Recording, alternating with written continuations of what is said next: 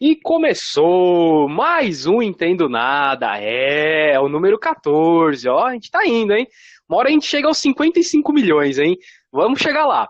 E o tema de hoje é Buraco Negro, parte um. Olha só, hein? Olha só. Tema este que será apresentado por este que vos fala, Luiz Rossi, e por ele. Ele, o Hubble das entrevistas deste país, Flávio Santos. Muito boa noite, bom dia, boa tarde, Luiz Rossi, e a você, o ouvinte que está nos acompanhando, porque podcast é streaming. Você ouve quando, onde e como quiser, em qualquer período do seu dia e da sua rotina. Obrigado mais uma vez, é uma honra, Luiz Rossi, estar aqui com você, dividindo esses microfones à distância, né? Cada um no seu celular, cada um na sua casa. Nada como as magias da tecnologia, modernidade e ciência que vamos abordar com mais profundidade hoje com uma grande convidada. Legal, é isso mesmo. Bom, vocês perceberam que eu falei parte um logo depois do tema, né? Esse podcast vai ser um pouquinho diferente, tá? Eu vou ler a apresentação e vou explicar o porquê. O dia 10 de abril de 2019 entrou para a história como o dia que vimos pela primeira vez a foto de um buraco negro. Bom, não é bem o buraco negro que vemos na foto, mas sim o que está ao redor dele. Isso que está ao redor dele é conhecido como horizonte de eventos.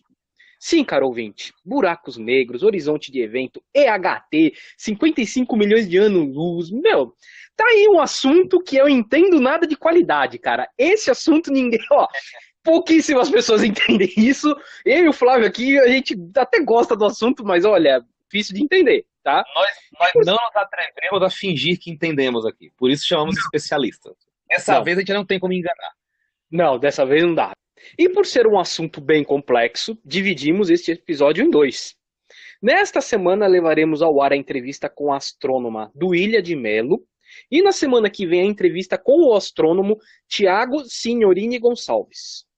Bom, Flávio Santos, agradeço desde já por ter corrido atrás dessas entrevistas. Você é o Hubble, é o telescópio Hubble das entrevistas, cara. Fala, precisamos entrevistar tal, ele consegue. O cara é bom demais. O cara é bom demais. Eita, nós, é isso aí. Ah, Bom, imagina, imagina. o cara é bom, o cara é bom. Por favor, Flávio, apresente a nossa entrevistada e pode já fazer a primeira pergunta. Obrigado pelas láureas aí, mas na verdade é o mérito dessas pessoas que estão num nível extremamente alto no ramo da ciência, de importância para o Brasil, e que são muito acessíveis. Sabe, às vezes a gente esbarra no meio do jornalismo com alguns artistas, pseudo-celebridades, que não contribuem lá em muita coisa com o país, e tem 10 assessores. Essas pessoas não falam pelo Facebook, falam pelo Twitter, falam pelo Instagram, mandam e-mails, mandam WhatsApp, tudo com muita tranquilidade e sem nenhum estrelismo. Estrelismo sem nenhum aí trocadilho infame, hein, gente? Bem, eu vou apresentar a Duília de Mello, que já foi eleita pela revista Época em 2014 como uma das pessoas mais influentes aqui do Brasil, e vou começar pelo começo. Ela é graduada em astronomia pela Universidade Federal do Rio de Janeiro, ela se formou em 1985. É mestre pelo Instituto de Pesquisas Espaciais, o INPE, se formou em 88, em mestrado, e doutora pela USP em 1995. É professora de física e astronomia na Universidade Católica de Washington. Também, como se não bastasse tudo isso, é autora do livro Vivendo com as Estrelas, publicado pela editora Panda Books, e de mais de 100 artigos científicos. Duília, olha, presta atenção, galera, também é pesquisadora associada da NASA, ou seja, a mulher trabalha na NASA, presta serviços para a NASA. Entre suas principais descobertas estão a supernova 1997D e as bolhas azuis.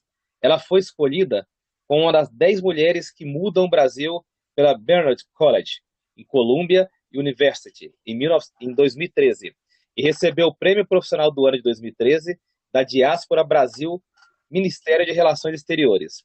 Fora isso, ela tem um site muito bacana, que é a Associação Mulheres nas Estrelas, que não é só um site, é uma associação, como o próprio nome diz, mas isso a gente vai deixar lá para o final do episódio, quando no final da entrevista ela vai explicar como que funciona, e eu já adianto aqui que é uma instituição, que é um trabalho essencial para o Brasil, especialmente num país que vive um período de trevas, ignorâncias e de tantas informações difusas, confusas e que levam a erros de raciocínio.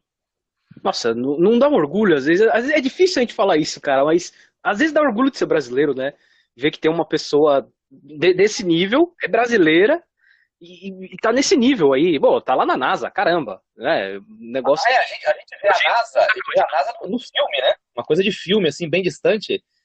E quando você entrevista esse tipo de pessoa nesse nível, você fala, cara, existe. A vontade que dava era pedir pra ela assim, ó, dá uma prova aí que você existe, né? Porque parece coisa de filme. É o tipo de pessoa que nós vemos em filme. Nós não vemos no dia a dia. A gente não costuma falar com esse tipo de pessoa. E eu queria, antes de começar a entrevista, que tem muito conteúdo, uma entrevista muito inteligente, tanto da Duília quanto do Thiago, que vai ser no próximo episódio, começar aqui com uma frase que o Isaac Newton falava tantos séculos atrás. Quando o Isaac Newton ele fez as leis de movimentos dos corpos, da inércia, enfim, que eu vou falar daqui a pouco, ele falou uma frase muito interessante, que é o princípio de todo o trabalho científico.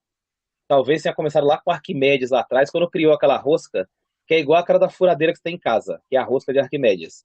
O Isaac Newton falava que ele conseguiu o que ele conseguiu porque ele estava sentado no ombro de gigantes. Então, se hoje nós vamos falar de buracos negros, é porque lá atrás o Copérnico descobriu o heliocentrismo, ou seja, o céu está no centro do universo e a Terra e os planetas giram em torno dele. O Galileu aperfeiçoou os primeiros telescópios e também descobriu as primeiras estrelas. O Newton criou a lei dos movimentos dos corpos e o princípio da inércia. E o Einstein, que talvez tenha sido o maior de todos, o grande precursor da questão dos buracos negros em estudar seus princípios, que criou a primeira projeção respeitável e mais configurável de buraco negro. Menção honrosa para o Stephen Hawking, que a gente vai falar mais no segundo episódio. É isso aí, Flávio. É isso aí. Mas eu deixo pra você a primeira pergunta, Flávio. Você que foi atrás, tudo, a primeira pergunta é sua. A primeira pergunta é bem simples. A Duília vai explicar para a gente didaticamente, como é típico do trabalho dela, o que é um buraco negro. Oi, pessoal. Então vamos aqui respondendo as perguntas sobre a mega descoberta dessa semana, né? Que foi o buraco negro supermassivo numa galáxia distante. Então deixa eu explicar primeiro o que é o buraco negro, né? E por que é tão importante essa descoberta. Bom, primeiro o buraco não é um buraco e também não é negro. Aí por isso que fica toda essa confusão também, né? Que o nome é errado. Bom, não é um buraco porque não tem dimensão. Ó, vamos chamar assim, esse monstro, né? Em vez de chamar de buraco, vamos chamar de monstro. Então, esse monstro que vive ali no meio da galáxia, né? É um monstro que a gente chama de supermassivo. Supermassivo porque ele tem bilhões de vezes o equivalente ao Sol, a massa do Sol. Então, mas ele não tem dimensão. E aí é que fica a abstração da coisa, né? Então tem que pensar nesse buraco negro como se fosse um monstro. Esse monstro ele engorda, engorda, engorda, mas a gente não vê a gordura dele. Então, ao redor desse monstro tem o que a gente chama um disco, e esse disco é essa imagem bonita que foi revelada essa semana. Então é como se fosse uma pizza. Não vai ficar com fome, hein, gente? Aí é como se fosse uma pizza e a gente vai aumentando o material dessa pizza e a pizza vai entrando aos pouquinhos no buraco negro. Aí a palavra entrando também é ruim, porque não entra, já que não tem um buraco ali, né? Na verdade, o material fica incorporado ao monstro. Então, o monstro cresce, só que ele não cresce em dimensão, porque ele não tem dimensão. E aí eu sei que é difícil de entender. Mas é isso. Então, aquilo que a gente está vendo ali, aquela que parece uma rosca, eu chamo de pizza, né? Mas na verdade parece uma rosquinha, né? Então, essa rosca aí é o material que vai entrar no buraco negro, que vai virar parte do buraco negro. Bom, vocês ouviram a astrônoma do Ilha, né? É difícil entender, né? E ela é bem didática, tá? Eu posso dizer que ela é bem didática porque já ouvi outras pessoas falando sobre o assunto e eu fiquei boiando assim, muito. Ela é bem didática. Bom, ela falou da questão da pizza, né? Falou pra gente não sentir fome. Eu já tô com fome. Bom, eu sou gordinho, eu tenho fome sempre. A fome é uma coisa que pertence a mim. Bom, É inerente a gente, né? Inerente a nós. a fome é dentro de mim, tá aqui dentro. Eu achava que eu poderia ser um buraco negro, né? Porque eu tenho o meu umbigo lá, parece um buraco negro, a coisa ao redor é a minha barriga, né? E, bom, quando como pizza, aumenta mais. Mas a explicação que ela deu, olha que explicação bem assim, uma coisa de quase de um doutor, né? Imagina aquela pessoa magra que come pra caramba e não engorda. É um buraco negro, Boa. cara. Aquela pessoa não tem dimensão. Não, porque não é possível. A pessoa come uma pizza inteira e não engorda. Eu como um pedaço e dou 5 quilos. Além de serem pessoas simplesmente odiáveis. A gente não vai com a cara, né? Eu não vou entrar nesse mérito, porque senão eu vou ser processado por algumas palavras feias dessas pessoas. Mas, Faz bem. não entrei nesse mérito. Mas, vocês viram, ela foi bem didática e é um assunto difícil de entender. Mas assim, então, para vocês entenderem a importância dessa foto, né? Um negócio tão difícil de entender e de ver, a gente conseguiu tirar uma foto de um negócio desse. A humanidade conseguiu. É realmente algo muito importante o que aconteceu nesse dia. Aliás, demorou 2 anos para ser processada a foto, para você ver o tamanho do negócio. Você acha que você pega seu celularzinho aí, tira uma foto, aparece na hora, lá a foto que você tirou. Você imagina você tirar foto de um negócio e ter que esperar 2 anos para ele conseguir aparecer do jeito que é. Olha o tamanho do negócio, né? Então, vamos, né, para vocês terem uma ideia do tamanho do acontecimento, né, Flávio? Exatamente. É gozado porque esse assunto ele já começa com um conceito que nós temos dificuldade de entender, que é algo que não tem dimensão. E tudo que envolve o universo, ele é complexo entre várias coisas por conta disso. Inclusive, só para tirar um pouco do campo da ciência e comparar com outras coisas e outros conceitos que nós não temos noção de como são, a gente pega a Bíblia. Você pega lá o capítulo de Gênesis, está lá. Deus sempre existiu. Aí você pensa, como que sempre existiu? Porque o nosso conceito de existência é assim, eu existo agora e vou existir para sempre, no futuro. Mas se a gente pensar que uma coisa existiu desde sempre no passado, o sempre do passado a gente não entende. Então, a bem da verdade, sem querer fazer aqui uma palestra de autoajuda barata e sem vergonha das mais mambembes, nós somos muito pequenos para entender essas coisas. O que a gente entende de dimensão, para fazer uma analogia igual a Luiz, a gente tem um umbigo e aqui atrás tem a coluna. Então a gente tem profundidade, esse espaço é profundidade. Dos pés até a cabeça a gente tem a altura, que é o comprimento. Do ombro até o outro a gente tem a largura. São 3 dimensões aí que é o mundo que a gente vive, que é o mundo 3D. E o buraco negro não tem nada disso. Ele simplesmente não tem nenhuma dimensão. Então você veja que é o tipo de conceito para nós baixarmos a bolinha. Falar, olha, você não entende nada, você está com o telescópio aí, está estudando, você é humanidade de uma forma geral, e eu sou um gigante que sou escuro, que tem uma forma que vocês nem sabem detectar, porque não é buraco, como a Duília bem falou aí, e vocês estão penando para fazer uma imagem de muitos anos. Agora, é interessante que a Duília vai falar um pouquinho mais adiante sobre o buraco negro, aprofundar mais o tema, mas é bom a gente falar também do seguinte aspecto. A nossa referência ao longo dos séculos, até o século XIX, mais ou menos, antes do século XX, antes a própria NASA ser criada e outras companhias de governo ao redor do mundo para estudar o espaço, a nossa grande referência de espaço, de tamanho no espaço, sempre foi o Sol. Aí vem o buraco negro e é dezenas, milhares de vezes maior que o Sol. Ou seja, são objetos, por assim dizer, são elementos do universo que são gigantescos, são enormes. E mostra que esse pedacinho que a gente vive aqui, ele é extremamente pequeno no universo. Mas eu falei da questão da importância da foto e tal, e é exatamente essa pergunta que eu quero fazer para a Duília agora, né? Qual a importância dessa foto e quais foram as dificuldades técnicas para tirá-la? E por que a descoberta é tão importante e essa imagem é tão reveladora, né? Porque a gente nunca viu nada dentro, assim, tão pertinho do buraco negro. A gente nunca viu essa matéria, essa comida do buraco negro. É a primeira vez, então, que a gente está vendo lá a pizza que vai virar a comida do buraco negro. Então, isso é muito importante porque comprova todas as teorias que a gente tinha antes, né? O próprio Einstein tinha previsto que o buraco negro teria, então, esse disco ao redor, né? E a gente conseguiu ver o disco, então é uma comprovação ainda da teoria do Einstein. Então, por que nunca tinha visto antes? Porque a gente precisa de uma resolução, que a gente chama, né? Que é assim, uma amplificação da imagem de uma forma absurda, porque é muito longe essa galáxia. Essa galáxia está a 55 milhões de anos-luz daqui, né? Muito longe da Terra, da Via Láctea, que é a nossa galáxia. Então, estando assim muito longe, fica muito difícil de ver as coisas em detalhe, né? Então, tem que fazer um zoom lá dentro para ver. Então, a gente não consegue fazer isso, por exemplo, nem com o telescópio espacial Hubble. A gente precisou utilizar uma técnica bem diferente, que é combinar vários telescópios no mundo e simular como se fosse um telescópio grandão. Então, são, na verdade, radiotelescópios, né, que detectam a luz que vem na frequência de rádio. E quando a gente faz a combinação desses vários radiotelescópios, a gente simula, então, um telescópio que é quase do tamanho da Terra, como se a gente tivesse um telescópio do tamanho da Terra. Então, isso é difícil pra caramba de fazer, né? Porque a técnica envolvida é muito difícil, né? Então, a gente precisa de uma precisão e de uma definição na imagem que a gente não tinha antes e que só agora que está acontecendo. Bem, o Einstein, como a Duília citou aí no áudio, eu não sei se ele é o maior gênio da ciência, mas no fato é que ele é o gênio mais recente que nós temos.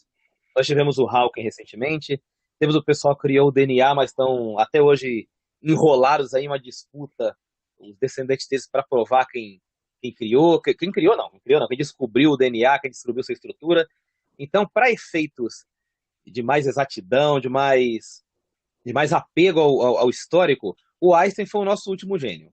Certamente um dos maiores e, para alguns, o maior de todos os tempos. E você veja, o Einstein ele criou a teoria da relatividade em 1905. E ao longo desses anos aí, ele desenvolveu algumas teorias também a respeito dos buracos negros. E é difícil imaginar, não estou nem falar o que ele fez lá atrás. Estou falando que é imaginar um sujeito, numa época que tinha calculadoras precárias, numa época que não existia computador, que não existia nenhuma cura tecnológica para tirar o pensamento abstrato, colocar no papel e pedir para uma tecnologia desenvolver. Essa pessoa projetou os buracos negros nas décadas de 10 ali, logo no começo do século XX, quando o rádio ainda estava caminhando, dando os primeiros passos. Essa descoberta só valoriza ainda mais o que o Einstein fez ao longo daquelas primeiras décadas. 1905 foi o que se chama de ano mais produtivo do Einstein, o ano dos milagres do Einstein. E essa descoberta valoriza ainda mais o que ele fez naqueles anos, sabe? E é muito triste, às vezes, eu não vou aqui entrar em política, claro, porque a gente está num nível muito alto aqui hoje com a Duília. Mas é muito triste quando a gente entra no YouTube e vê que certas referências intelectuais que o Brasil tem hoje colocam como título lá no YouTube que vão humilhar o Einstein, que vão destruir o Einstein. Você tem noção do que é o sujeito falar que vai destruir o Einstein? E vai humilhar o Einstein? Pra vocês terem uma ideia, o Stephen Hawking, antes de morrer, ele sugeriu, assim, delicadamente, que talvez a gente pudesse revisar uma ideia ou outra do Einstein. Mas assim, com todo o cuidado do mundo, sabe? Sugeriu. Pra vocês verem o tamanho da ideia que o Einstein tinha há mais de 100 anos atrás e aumentou, dobrou, triplicou, quando surgiu essa imagem do buraco negro, a primeira da história que foi tirada pelo homem aqui na Terra. Não, essa pessoa que você está dizendo aí diz que vai refutar Einstein, eu não vou falar o nome desse ser porque não merece. Não merece. Não merece. É a mesma coisa que se eu chegar pro Pelé e falar para ele, ó, eu vou jogar mais bola que você. Tô nem aí. Tá. É a mesma coisa, cara. É tão ridículo igual, tá? Ridículo igual. Quem me conhece fisicamente sabe que, bom, Malemar eu posso parecer a bola. E olhe lá. E olhe lá, tá? E olhe lá. Bom, voltamos aqui. A Duília falou do telescópio, né? Um telescópio do tamanho da Terra é o que era necessário para conseguir tirar essa foto. Gente, a gente constrói telescópios, né? A própria NASA constrói muitos telescópios, lança o próprio Hubble, é um telescópio que está lá na órbita da Terra, tirando várias fotos lindas, né? A maioria das fotos que a gente vê é do Hubble e tal. Mas, caramba, um telescópio do tamanho da Terra, como que vai construir um negócio desse? Pois bem, juntou-se vários especialistas e falaram, ó, se a gente juntar vários locais aqui da Terra, onde tem já os seus telescópios aqui na Terra, e juntar toda essa força, a gente consegue fazer em um só fecho, né? Como se fosse um telescópio do tamanho da Terra. Eu estou explicando de uma maneira bem prática, tentando explicar, porque é realmente difícil, não é fácil explicar isso. E o nome disso é EHT, tá? Em inglês, né? Que seria Telescópio do Horizonte de Eventos. Ele juntou, se não me engano, são 9 ao redor da Terra, em todos os continentes. Tem na Espanha, no Chile, nos Estados Unidos, até no Polo Sul, Antártica, né? juntou vários e para tirar essa foto. A dificuldade de tirar essa foto, para vocês terem uma noção, eu peguei alguns exemplos aqui e ali, é como se daqui da Terra a gente tivesse que tirar a foto de uma moeda na Lua. Só tá? isso? Não, só isso. Tipo, você pega seu celular, mira pra Lua e tira uma foto da Lua. Não vai sair nada, sai um borrão branco, né? Então, olha, eu tô dando um exemplo aqui bem... Então, você tenta imaginar você conseguir tirar uma moeda na Lua. É mais ou menos esse o nível de dificuldade. Então eles preveram, a gente vai ter que fazer um telescópio do tamanho da Terra para tirar desse buraco negro, tá? Por isso que as pessoas perguntam, mas e o buraco negro não sei da onde, não sei de... Para conseguir desse buraco negro tem que ser um negócio do tamanho da Terra. Imagine para os outros que tem por aí, né? Alguns mais próximos é quase impossível tirar porque às vezes tem a sujeira, tem a poeira, tem um monte de coisa que você não consegue. Esse foi o que deu para tirar. Olha a situação, né? Negócio muito difícil.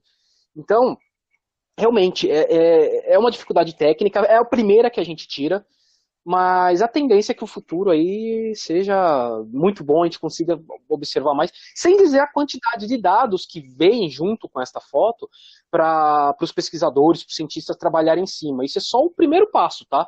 A partir daí vão surgir muitas novas teorias, vão surgir outras tecnologias para se precisar mais isso, conseguir chegar em tal ponto, focar ali, aqui. Então, é um evento assim, uma coisa gigante, cara, gigante. Certo, Flávio? Vai fazer a próxima pergunta? Bora, vamos para a terceira pergunta. Duília, qual o tamanho do buraco negro e em qual parte do universo ele está localizado?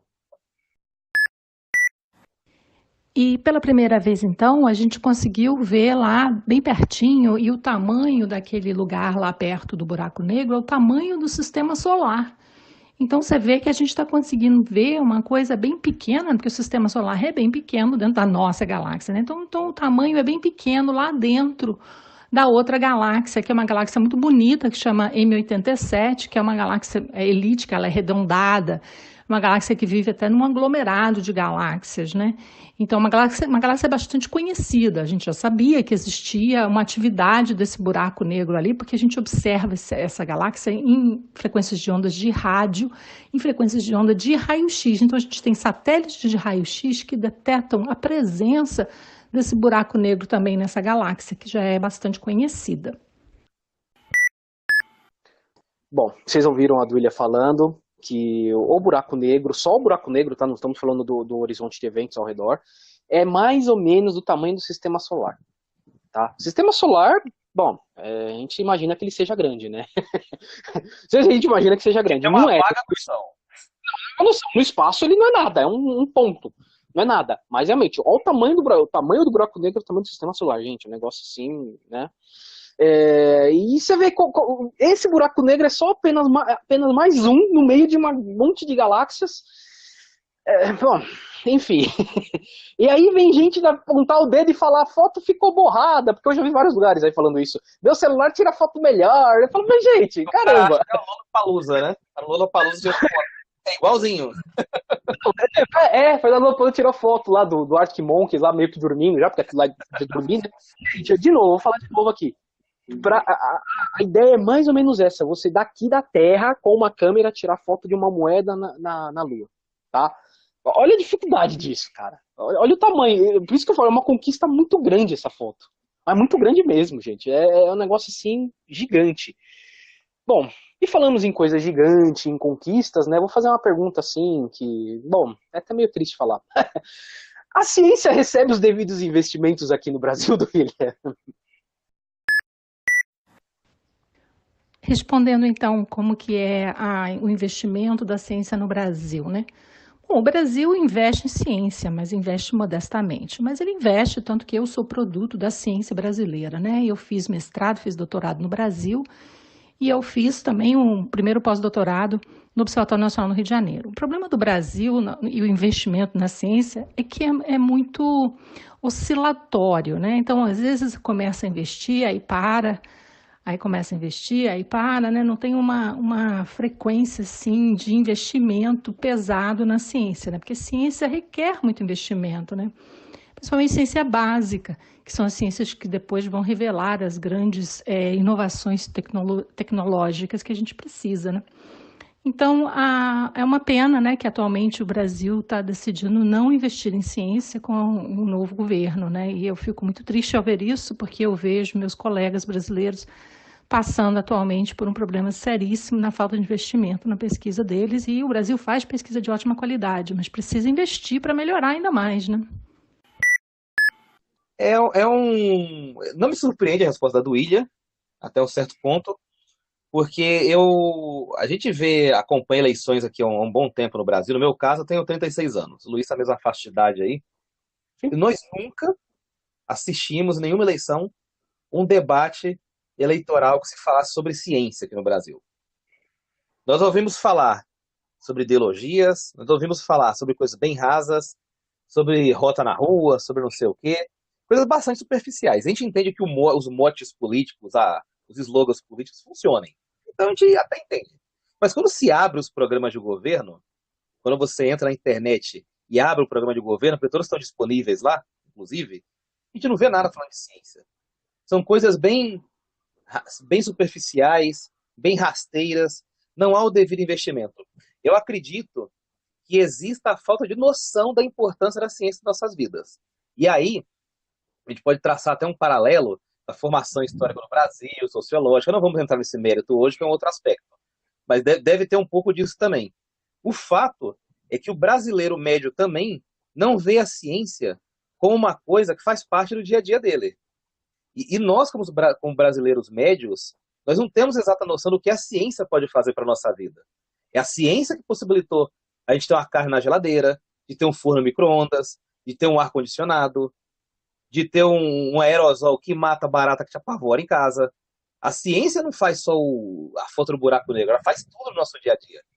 E falta um pouco dessa noção a nós e aos nossos governantes. Mas não é de surpreender, porque quem elege esses caras somos nós. Eles são espelhos nossos. Agora, ela falou que o investimento ele vai e volta, vai e volta. Ele não tem uma linha reta ali, por assim dizer. E é o retrato típico também na política brasileira. Aqui em São Paulo a gente vê o quê? Só para traçar um paralelo com esse mundo científico. Um governante gosta de ciclovia, o outro não gosta. Um gosta de corredor de ônibus, o outro não gosta. Um gosta de investir em tal aspecto da educação, o outro não gosta. Então a falta de apoio à ciência, a falta de continuidade nos projetos, que tanto atrapalham a ciência aqui no Brasil, valem para todos os segmentos da sociedade brasileira. Vale para todos os segmentos governamentais aqui no Brasil. É uma coisa que atrapalha bastante a ciência. A ciência precisa de continuidade. Vocês vejam que para revelar essa foto, vamos dizer assim, para usar um termo antigo, demorou-se 2 anos. Essa foto está pronta desde 2017, não é isso, Luiz? Foi tirada em 2017. Então, só para fazer a revelação da foto, trabalhar a imagem, foram 2 anos. Então, aí dá para ter uma breve noção do quanto trabalho científico é a médio e longo prazo e precisa de continuidade, coisa que, infelizmente, o Brasil não oferece. Não, o Brasil, um dos grandes problemas do Brasil realmente é a gente não tem um plano de governo, né? A gente tem planos políticos. Com um governo durante 8 anos que fez X. Aí o outro que entrou ficou 8 anos, não quis fazer X, vai fazer Y, mas joga o que o X fez fora. E assim vai. Um exemplo, você deu um exemplo aí, eu vou dar um outro exemplo. A gente fala aqui, eu escuto há uns 30 anos, no mínimo uns 30 anos, que o Brasil precisa ter trilhos e os trens têm que rodar pelo Brasil, tal, tal. Há 30 anos eu escuto isso e não sai do papel. Porque X fala que tem que ser trem-bala, mas o outro fala que não pode, porque senão os americanos que vão entrar, mas aí os chineses. Não muda, é sempre a mesma coisa. Estou falando de trem, de trilho, assim, e de qualquer outra coisa, tá? Educação também. A gente não tem um plano educacional forte nesse país. Um plano de segurança, a gente vive há 30 anos aí, morre gente pra caramba com balas e tal. Não existe um plano de segurança. E sempre que entra um, muda o que está acontecendo para jogar fora todo o resto. Infelizmente é isso. E a ciência está no meio de tudo isso. E, enfim, um país que não investe na ciência não cresce.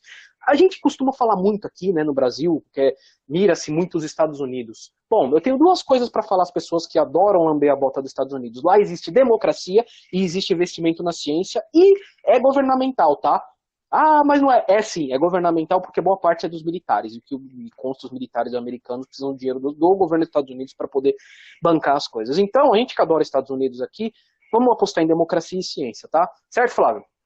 Certíssimo. Só para finalizar esse bloco, Eu queria falar de uma coisa positiva que o Brasil tem, que não é mérito do governo por via indireta, mas é mérito muito também da bancada ruralista do Congresso, que é uma empresa que a gente tem no Brasil, uma empresa governamental, que funciona, que é a Embrapa, Empresa Brasileira de Pesquisa Agropecuária.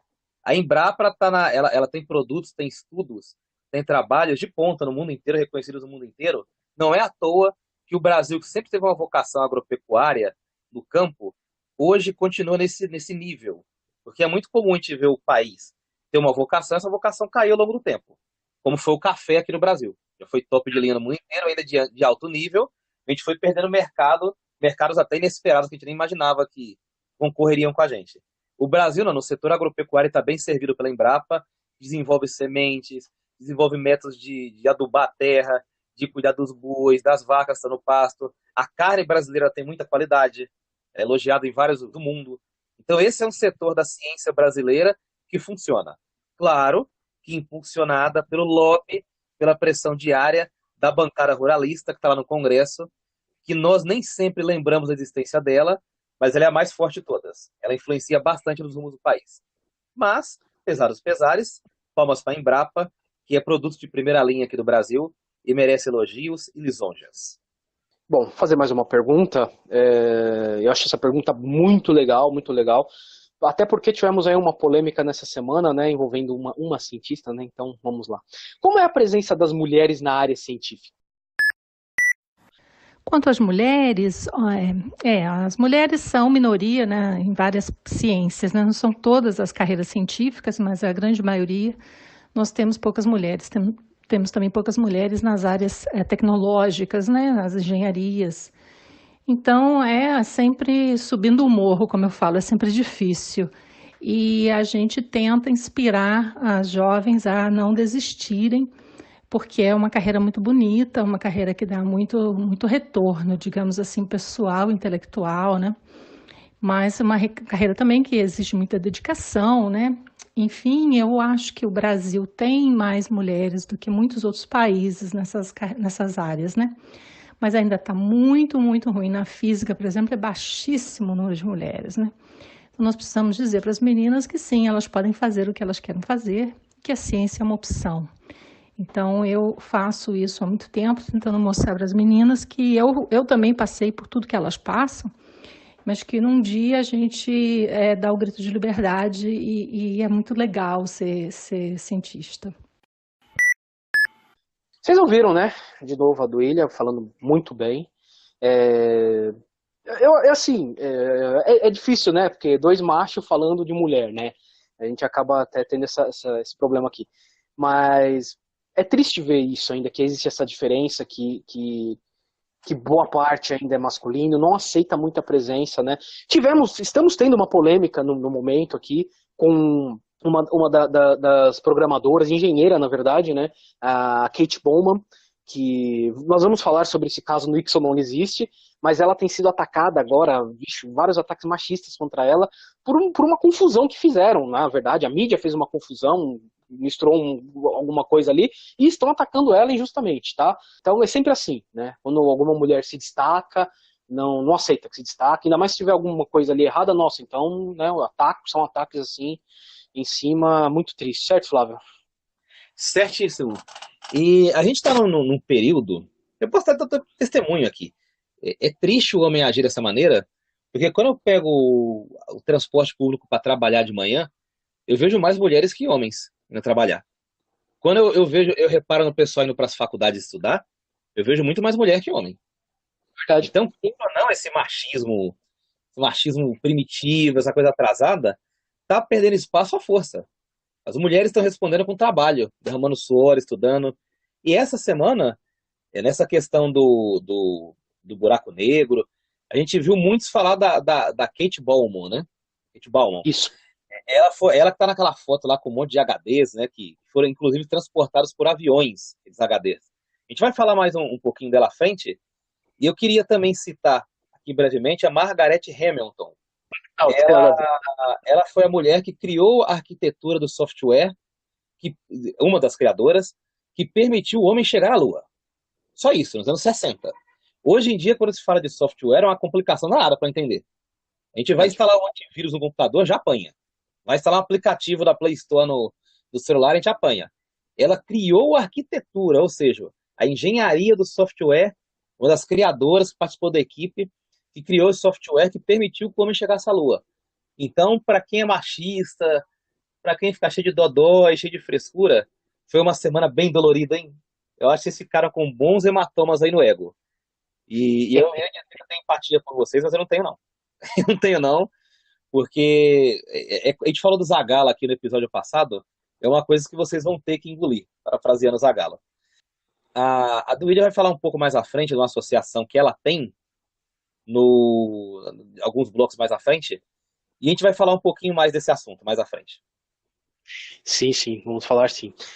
É verdade o que você falou, vai ter que engolir e pronto, acabou. Vou fazer mais uma pergunta, eu deixo a última pergunta pro Flávio, tá? Cara, a gente fica aqui, como no começo do programa a gente falou, né, na NASA, né? Cara, como que será que é trabalhar na NASA? Eu sei lá, eu imagino que você entrar num lugar lá, um monte de gente inteligente escrevendo em computador, tal, tal. Você cruza com o astronauta aqui, cruza com o astronauta ali e tal, e Pega um conversa. capacete na cabeça de astronauta. Não, de repente passa o presidente, coitado, passar o presidente dos Estados Unidos hoje não dá muita graça. Mas de repente você vê o presidente tá passando.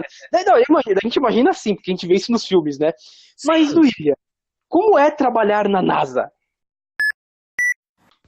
Então, agora você perguntou também sobre a NASA, né? Como é que é ter feito carreira na NASA e tudo mais. Bom, eu vim para os Estados Unidos em 1997, quando o Brasil estava passando por uma dessas crises aí, que é bem parecida com a crise atual. E aí eu vim fazer um pós-doutoramento no Instituto do Telescópio Espacial do Hubble, e eu comecei então a minha colaboração com a NASA nessa época, né? Eu sou conhecida também por fazer essa pesquisa com o Telescópio Espacial Hubble que eu faço até hoje. Mas eu sou professora também, eu sou professora da Universidade Católica de Washington, que é uma PUC, e eu atualmente sou inclusive vice-reitora da PUC. Trabalhar com a NASA, com os colaboradores da NASA, é fascinante, né? Porque a gente trabalha assim na fronteira do conhecimento, né? Então, essas imagens das profundezas do universo que o Hubble faz, eu integro a equipe deles e sou assim muito apaixonada por esse assunto também. E eu tenho vários estudantes de doutorado que fizeram doutoramento comigo, trabalhando exatamente nessas imagens das profundezas do universo que o Hubble tirou. E continua tirando. A gente tem mais uma campanha que começa agora, e a nossa equipe tem quase 100 pessoas, e é uma equipe muito vibrante, tem jovens e tudo mais, e que vai tirar mais imagens das profundezas do universo. Então é isso, a NASA é uma instituição fascinante, uma agência do governo americano, né, que investe pesado em ciência, por isso consegue também tantos resultados, né. Então é um prazer ter sido colaboradora da NASA, e estou ainda sendo colaboradora da NASA, e gosto muito do trabalho que eu faço lá também. Mais uma vez, brilhantemente didática do Ilha, primeiramente para desmistificar o que é a NASA, né? Como o Luiz bem falou aí durante a pergunta, nós temos aquelas imagens, aqueles rótulos. A verdade é que o imaginário popular, o senso comum, é muito formado por filmes e novelas. Mais por filmes até. O que a gente vê em filme, nós imaginamos que seja a vida real. Por exemplo, a gente imagina que a polícia americana seja exatamente daquele jeito. O cara chega e fala, mãos ao alto, você tem o direito a advogado, permanecer calado. Claro que o cara tem que falar isso, é obrigado pela lei americana. Mas não é bonito daquele jeito. Não é com a roupa limpinha, com óculos escuro, comendo cup noodles. Aí ele joga no chão e você perseguindo o cara. A realidade é bem diferente. E na NASA, exatamente isso que o Luiz falou. Foi até bom o Luiz falar isso. Muito bom. Nós imaginamos que a gente vai cruzar com um cara com capacete no corredor. E nós vamos cruzar com um cara fazendo um cálculo imenso lá. E as pessoas estão fazendo cálculos imensos e, eventualmente, põem capacete nos simuladores para fazer uma viagem espacial, mais eventualmente ainda, muito mais eventualmente. Mas a verdade é que é um trabalho burocrático diário. A ciência é feita de muito trabalho burocrático. Se nós pegarmos a biografia dos grandes cientistas do mundo, nós vamos ver que boa parte deles se dedica ou ao método experimental, a experimentar as coisas, a testar um determinado cenário, ou fazer cálculos. Não é assim, o Einstein vai lá, tem um estalo, põe a teoria da relatividade no papel. Não, o cara faz cálculos diários, equações gigantescas, coisas extremamente complicadas, e vão muito além da equação do segundo grau. Então, o trabalho na NASA, que muitas vezes chega a jornadas de 18 horas, como a Duília disse aí, E eu com 8 horas sou quase morrendo, sabe? Com 10 horas, então, eu acho que estou sendo escravizado já. Você imagina trabalhar 18 horas com cálculos complicadíssimos, com fórmulas matemáticas, com computadores mega avançados, que os nossos não chegam nem no nanochip deles. Então foi muito bom para desmistificar um pouco do que é a NASA. Mas mesmo assim eu continuo fascinado por essa sigla. Eu acho que ela foi responsável por grandes momentos históricos da humanidade, principalmente no século XXI. Eu ainda dá um pouquinho de arrepio, eu me impressiono bastante só de ouvir falar e ler o nome da sigla por aí. E a Duília falou bastante do Hubble, né? E Isso. eu acho legal a gente tentar explicar o que é o Hubble, porque muita gente não conhece mesmo. É normal. Normal, não tem nada de problema não conhecer. O Hubble, na verdade, é um satélite, que é um telescópio, que está a 600 quilômetros de distância da Terra. Tá? Ele fica orbitando aqui ao redor da Terra, tá? É um satélite. Então, boa parte das fotos lá, aquela coisa bonita que você vê lá do espaço e tal, é o Hubble que tira essas fotos. E ela trabalha diretamente com isso. Você vê né, a qualidade dela aqui, né? Trabalha diretamente com isso. Só que assim, por que Hubble? Quem foi Hubble? Hubble é Edwin Powell Hubble. Ele foi um astrônomo famoso por ter descoberto que até então chamadas nebulosas eram, na verdade, galáxias. A gente achava que só existia uma galáxia, né, que era a Via Láctea. E ele foi lá e falou, não, existem infinitas por aí, né? E que elas se afastam uma das outras a uma velocidade proporcional à distância que as separa. É uma coisa mais técnica tal, que elas estão se distanciando, o universo está crescendo, né? Basicamente é isso. Ele faleceu em 53, olha só então, ele descobriu isso antes da década de 50. Gente, é um negócio, né? Então, pô, nada mais justo do que ter uma bela homenagem dessa. E o telescópio, o satélite, foi lançado em 1990. Próxima pergunta é sua, Flávio, para fechar. Bem, para finalizar, vou falar um pouquinho mais do grandioso trabalho da Duília de Mello. Duília, conta pra gente o que é a Associação Mulheres nas Estrelas. A Associação Mulher das Estrelas, né, é uma associação informal, onde eu vou às escolas no Brasil, quando eu posso, a mostrar às crianças e os jovens brasileiros que sim, se pode fazer ciência no Brasil e que a carreira é uma carreira muito gratificante. Então, a Mulher das Estrelas, que eu chamo de AME, né, é isso, ela é uma iniciativa já antiga minha, mas que tomou aí um grande impulso em 2016, e eu já dei mais de 30 mil, já falei para mais de 30 mil jovens, e é realmente muito gratificante ver os resultados já desse impacto da Mulher das Estrelas. Vocês viram, né, que além de tudo, ela ainda tem alguns bons eventos aí, ela tenta levar aos jovens aqui no Brasil explicar o que é a ciência, né? Muito legal mesmo, é uma iniciativa pessoal dela. Como ela mesma falou, que já passou por mais de 30 mil jovens, né? Que legal, cara. Vamos deixar esse país aqui, quem sabe onde a gente consegue ter, sei lá, mais de 50 mil cientistas, 100 mil cientistas, mas que chega um número, sim, grande para que o país cresça, porque é necessário. Tem que se investir em ciência, em educação, claro, para que o país cresça. Não tem outra maneira, não tem outro jeito. Acho muito legal. Flávio, você tem os canais de contato dela, é isso? Tenho os dois aqui, tenho os dois. Primeiro eu quero falar do AMI, que é www.mulherdasestrelas.com. Entre no site. O site é um deleite para os olhos. É um site lindo, muito bonito mesmo. Logo quando você entra na homepage, tem uma imagem do espaço, uma imagem muito bonita, cheia de estrelas, com muito brilho, universo. Você se sente no ambiente astronômico.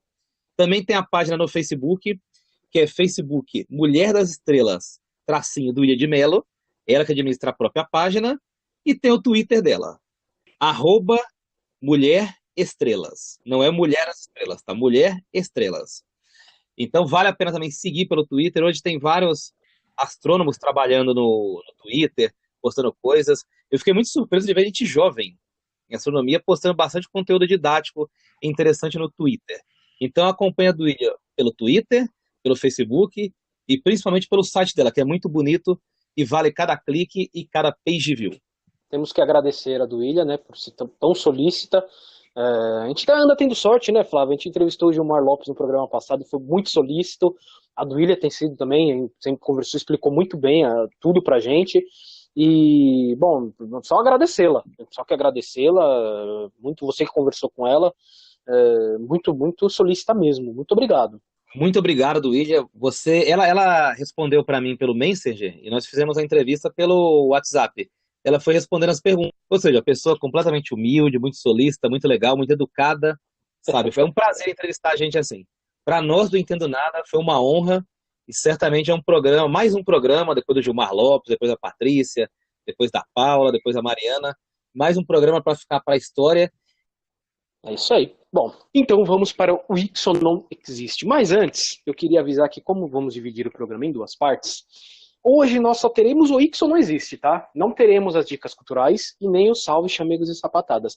Porque senão o programa ia ficar muito grande. Realmente muito grande. Então preferimos dividir assim. No programa que vem não terá o Ixo Não Existe, mas teremos as dicas culturais e os salve, chamegos e sapatadas. Beleza? Então vamos lá, vamos para o Ixo Não Existe. Como especialista, eu posso garantir: isso não existe.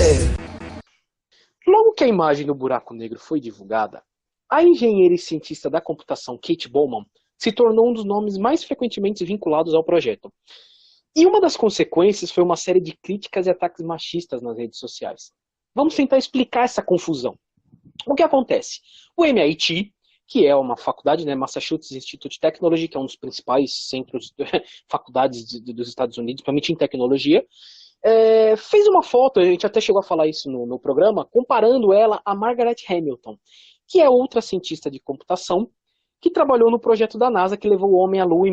Então, com isso, algumas pessoas e alguns órgãos da imprensa colocaram a Kate como se fosse a grande criadora do algoritmo capaz de montar a imagem do buraco negro. E não foi verdade, não é verdade isso. Ela participou, foi uma das grandes criadoras, é verdade, e isso tem que se deixar bem claro, é uma das principais criadoras desse algoritmo, mas não foi a única. Existiram no mínimo mais outros 3 ou 4 grupos que criaram algoritmos para poder decifrar toda essa imagem, né? E a partir disso, surgiram várias críticas e ataques machistas nas redes sociais. É assim, incrível.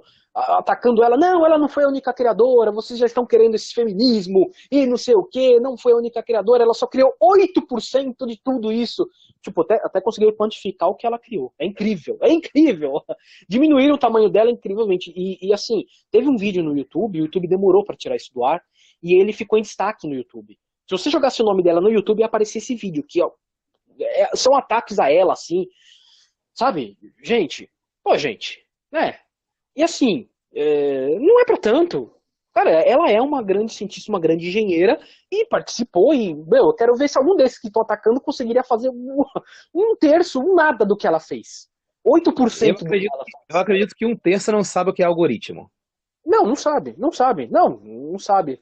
E eu achei legal que eu encontrei um Twitter do nosso entrevistado seguinte, né, que vai ser o Thiago Ciorino Gonçalves, e pra mim ele resumiu muito bem essa pendenga em apenas um Twitter.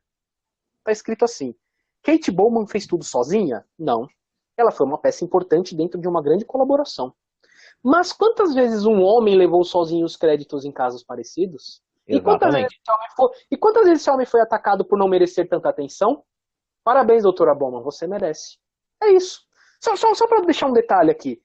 A doutora Bowman atualmente é pós-doutoranda no Event Horizon Telescope, que é o EHT, que eu traduzi lá em cima, mas entrou no projeto há 3 anos, quando o MIT havia anunciado a iniciativa. Ela é PhD em Engenharia Elétrica e Ciências da Computação no Instituto, se formando no mesmo curso em 2013. Atualmente ela é professora assistente no Caltech, dentro do Departamento de Ciências da Computação do MIT. Ela tem 29 anos, tá? Ou seja, a maioria das pessoas que estão atacando aí, meu amigo, não sabe nem, se duvidar, não sabe nem ler e escrever. E é isso. Então, o nosso Ixo Não Existe de hoje, na verdade, é uma crítica a esse bando de machista aí que não merece crédito algum. Fazendo até uma analogia com o nome do quadro, é uma parte da sociedade que nem deveria existir.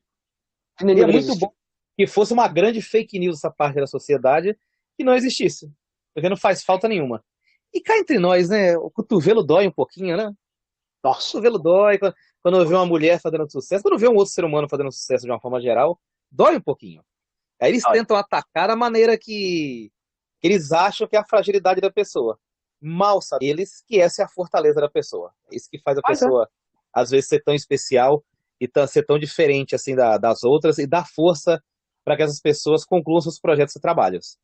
Então, muito bom esse Isso Não Existe, o mais diferente que nós já fizemos aqui, o mais instigante, por assim dizer, e muito bom. Orgulhoso de esse quadro hoje aqui. E necessário para um dia com uma entrevista dessa, que nem hoje, né? Sim, que precisava de algo diferente. Necessário, necessário. Bom, vamos para o encerramento. Vamos aos nossos canais de contato. Semana que vem, como eu disse, nós leremos as sapatadas, os chamegos, ou pelos salves.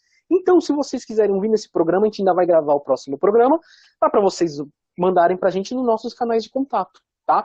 O e-mail é entendonadapodcast@gmail.com. O Facebook é o Entendo Nada Podcast. O Instagram é o @entendonadapodcast. E o Twitter, o Twitter é @entendonpodcast. Eu sempre vou explicar isso porque realmente não dá para escrever Entendo Nada Podcast. E tem alguma pessoa aí que já tá usando o Entendo Nada. Eu queria saber quem é essa pessoa, tá? Porque teve essa ideia de... Peraí. O Twitter eu Entendo Nada... Não, eles estavam usando antes, né? Na verdade, alguém escreveu, então a pessoa nem usa. Eu acessei o Twitter dessa pessoa, ela nem usa. Vou ficar revoltado aqui, plagiando a gente. Mas não estão plagiando, então tirei minha revolta. Retire a revolta. Mas é isso, Flávio. Valeu. Mais um bom programa gravado, uma grande entrevista. E é isso aí. Valeu, Luiz. Foi uma honra estar ao seu lado aqui. Muito obrigado mais uma vez a Duília. Engrandeceu o programa. Certamente entrou pro hall de... A gente tá no 14º programa, é isso, né? 14º, isso. 14º programa e ainda bem as coisas estão caminhando, graças a Deus, e esse é desses 14 programas que a gente fez, alguns já, pelo menos pra gente, são históricos. Marcaram bastante a nossa carreira aí de comunicador e a gente vai lembrar pra sempre deles. Esse é um deles também. Então, abraço, valeu, gente, entre em contato conosco. Abraço e beijos. Fui! Fumos! Valeu!